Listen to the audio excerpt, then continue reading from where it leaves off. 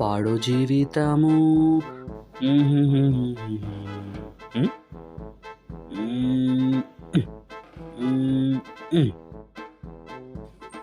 ఏంటిది?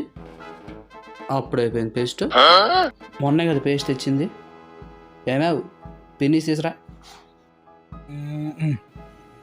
ఇదిగోండి.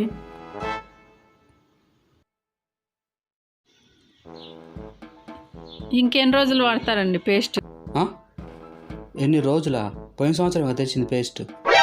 ఇదిగో ఈ బ్రష్ పట్టుకో.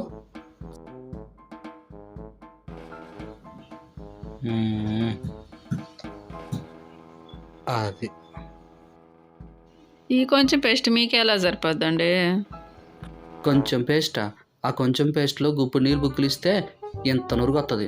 నువ్వు నేను కడుక్కోవచ్చు. అబ్బా, ఆ బుర్రలో ఎన్ని మంచి ఐడియాలు ఉన్నాయో. పొగడతలు నాకు ఇష్టం. నీ పన్ను చూసుకో. ఏమండి, తలస్నానం చేయాలి. 3 షాంపూలు తీసుకురండి. 3 షాంపూలా? పోయిన వారం కదా 3 షాంపూలు తెచ్చాను. అప్పుడే అయిపోయినాయా?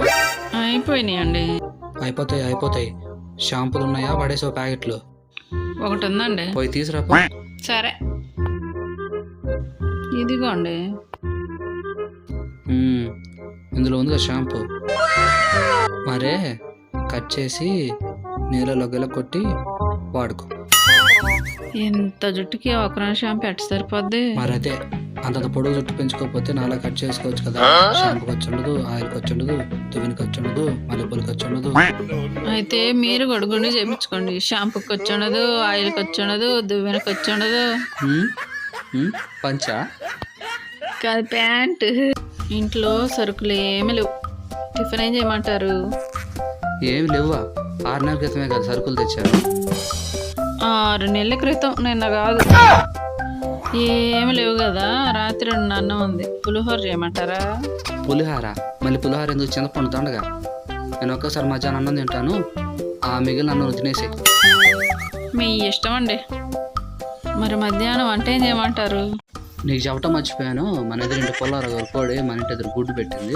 నేను దాన్ని లటకను పట్టుకుని చటక్క ఇంట్లో పెట్టాను. నువ్వు మధ్యాహ్నం అంత కూరండి. ఒక్క గుడ్డు ఎంతమందికి సరిపోద్దండి? ఒక్క గుడ్డుని 3 ముక్కలుగా కోసి పులుసు పెట్టు, సరేనా? సరేనండి.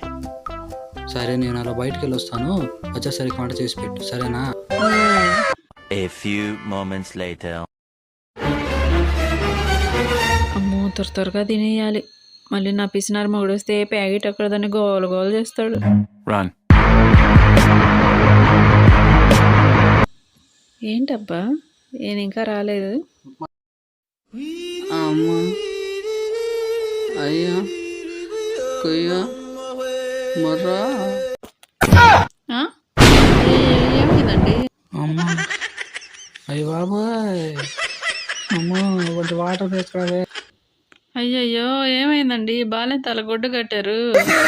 కళ్ళు తిరిగి కింద పడ్డానే, దెబ్బ తగిలింది.